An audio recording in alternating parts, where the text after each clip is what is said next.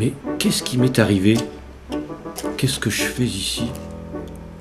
À parole, il fait chaud ici, beaucoup plus chaud qu'au paradis des artistes, c'est dire. Ce lieu me dit quelque chose, et je ressens comme une impression de vécu. Ah oui, je me souviens, c'est à cet endroit que j'habitais lors de mon séjour à Rouen fin 1883, et une bonne partie de l'année suivante, en 1884. Tiens, il y a un panneau avec une inscription. Impasse Gauguin? Ma foi, c'est étrange, mon nom sur une rue. Ah non, c'est une impasse plutôt. Oula, ma fierté en prend un coup. Quoique, j'étais bien dans cette impasse qui s'appelait Impasse Malherbe quand j'ai débarqué à Rouen à l'automne 1883. Après cette déconvenue parisienne, tous ces cuistres qui ne comprenaient rien à mon art, quel échec cuisant.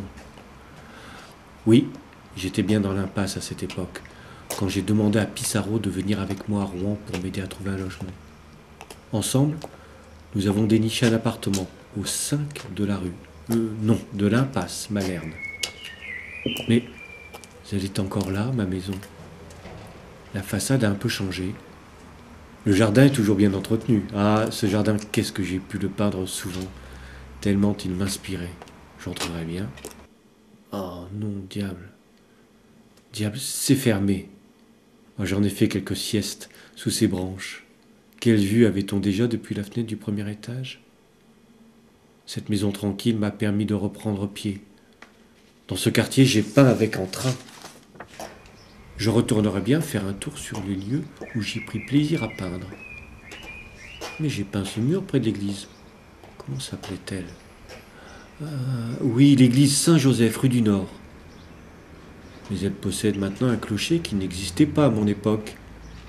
Et qu'est-ce que c'est que ces engins métalliques à roues avec des fenêtres? À part ces drôles d'engins à roues, rien ou presque n'a changé. Mais cet immeuble moderne n'était pas là. Drôle d'architecture d'ailleurs. Mais qu'est-ce qui dépasse de cette boîte aux lettres? On dirait un journal. Mais on parle de moi. Nous serions donc en 2010. J'ai peine à y croire. Franchement, Saint-Pierre, tu es un sacré farceur. Mais ce sont bien mes tableaux. La rue Jouvenet, la rue du Nord, l'église de Biorel. Mais c'est un de mes autoportraits. Je dois avouer que je m'avantageais un peu. Si l'artiste ne prend pas quelques libertés avec la réalité, qui le fera? Eh oui, tout est exact. Ah, Murer, mon vieil ami Murer. Jobé Duval, quel maître! Ah, il m'a beaucoup appris. Diantre, mais je la reconnais cette rue. Mais oui, c'est la rue Jouvenet. J'en avais fait une représentation dans les tons rouge ocre. Toujours cette ambiance provinciale reposante, presque pas changée, sauf peut-être les maisons de gauche. Ah, j'avoue que j'avais un petit faible pour cette toile.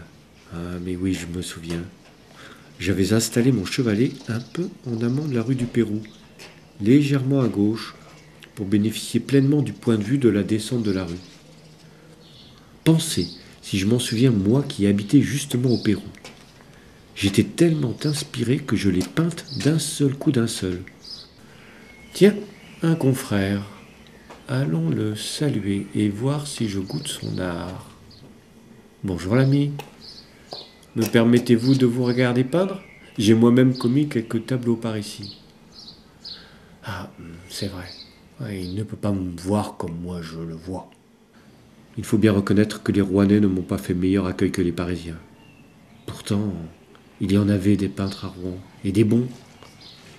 Je me souviens d'un drôle d'homme, Hyacinthe Murer, pâtissier de son état, mais aussi peintre et grand ami des impressionnistes. Il avait acheté un hôtel, l'hôtel du Dauphin et d'Espagne, pour permettre à ses amis d'exposer. Là, j'ai côtoyé Monet, Pissarro, Degas, Sisley, Renoir, Cézanne, Guillaumin, Vignon. Nous exposions ensemble.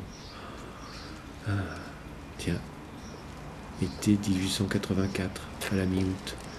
J'avais exposé un buste de Mette, ma femme, et quelques tableaux. Foutaise. Les Rouennais n'ont pas plus compris mon art que les Parisiens. tous conformistes, tous englués dans les règles de l'art. Non, je n'ai pas fait fortune à Rouen. En octobre 1884, oui c'est cela, c'était à l'automne. J'ai décidé de quitter Rouen pour Dieppe et ses paysages sauvages. Oubliez le quartier des hauteurs de Rouen. Comment l'ont-ils appelé déjà? Quartier Jouvenet, encore un peintre. Sans fausse modestie, le grand public le connaît moins bien que moi. Ah, mais ça y est. On me demande de retourner au ciel. J'arrive. Ce Saint-Pierre toujours aussi pressé. En tout cas, ce petit intermède m'a rudement fait plaisir. Et j'espère aussi que vous avez passé un bon moment avec moi. Ah, au fait, drôlement bien cette expo avec les peintres du quartier à la baraque. Oui, j'arrive. Non mais c'est pas possible. Mais j'ai la berlue. Je rêve. Monsieur Gauguin, c'est Monsieur Gauguin. Paul. Mais oui, c'est Paul Gauguin. Et moi qui me suis installé exactement aux mêmes endroits où il avait peint.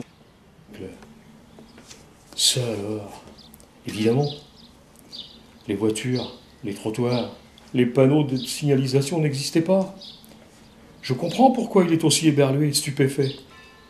Mais quel bonheur pour moi de retranscrire sur la toile ces endroits magiques. Qui sait? J'ai peut-être réveillé le fantôme du grand Paul Gauguin. Oh, ça aurait été amusant que nous puissions peindre ensemble. Ça aurait même été génial. Bon, allez, assez rêvé. Il faut que je finisse avant que la lumière ne change. Et puis pour le musée d'Orsay, on verra plus tard.